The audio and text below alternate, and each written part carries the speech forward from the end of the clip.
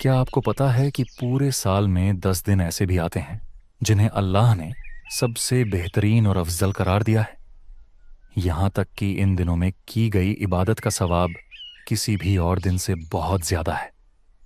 इन दिनों को हम अशरा कहते हैं। कुरान मजीद की सूरह अल फज्र में अल्लाह ताला ने इन रातों की कसम खाई है। अल्लाह फरमाता है, और 10 रातों की कसम, सूरह अल फज्र आयत नंबर 2।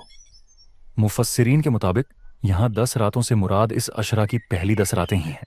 और दोस्तों, याद रखना, अल्लाह जब किसी चीज़ की कसम खाता है तो वो उसकी अजमत और बुलंदी की सबसे बड़ी निशानी होती है। लेकिन ठहरिए, इस अशरा का पूरा फायदा आपको तभी मिलेगा जब आप एक बड़ी गलती करने से बचेंगे।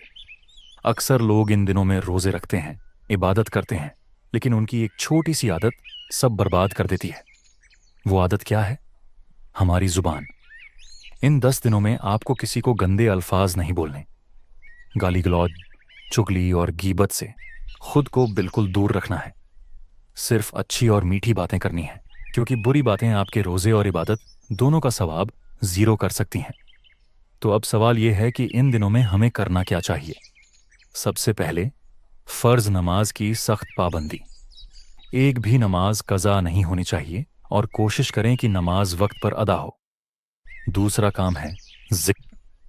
इन दिनों में ज़्यादा से ज़्यादा तकबीरात पढ़नी है। उठते बैठते चलते फिरते अपनी ज़ुबान पर ये अल्फाज रखें: सुबहान अल्लाह, अल्हम्दुलिल्लाह, ला इलाहा इल्लल्लाह और अल्लाहु अकबर। ये 4 अल्फाज इस अशरा में आपके अमाल नामे को नेकियों से भर देंगे। अब आती है सबसे अहम बात, रोज़ा। इस अशरा के रोज़े बहुत ख़ास हैं, लेकिन याद रहे, रोज़ा सिर्फ भूखे प्यासे रहने का नाम नहीं है। आपकी आँख, कान और ज़ुबान का भी रोज़ा होना चाहिए। इन 10 दिनों में एक दिन ऐसा है जिसे आपने किसी हाल में नहीं छोड़ना, और वो है अशरा का 9वां दिन। क्या आप जानते हैं इस एक दिन का रोज़ा रखने का क्या सवाब है? नबी करीम सल्लल्लाहु अलैहि वसल्लम ने फरमाया कि इस 9वें दिन का रोज़ा रखने से अल्लाह आपके पिछले 1 साल और आने वाले 1 साल, यानी पूरे 2 साल के छोटे गुनाह माफ़ फरमा देता है। सिर्फ एक रोज़ा और 2 साल की माफ़ी। दोस्तों, ये अशरा बहुत तेज़ी से गुजर जाएगा और हमें नहीं पता कि अगले साल ये दिन हमारी ज़िंदगी में आएंगे या नहीं। तो इस मौके को हाथ से न जाने दें। अगर आपको लगता है कि इस वीडियो से आपको कुछ नया सीखने मिला, तो इसे अपने दोस्तों और फैमिली के साथ ज़रूर शेयर करें।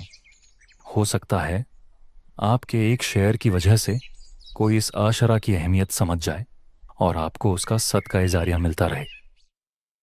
अल्लाह हम सबको इन दिनों में बेहतरीन इबादत करने की तौफीक दे। आमीन।